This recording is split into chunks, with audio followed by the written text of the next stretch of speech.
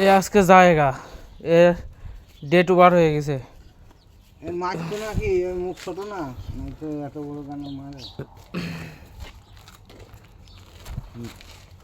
কয় কেজি হবে দাদু? সালু দিয়ে রাখা।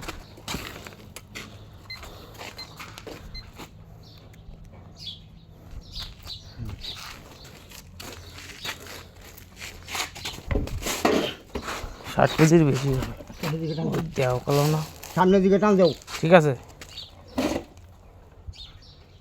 63। আমার আইডিয়া ঠিক আছে।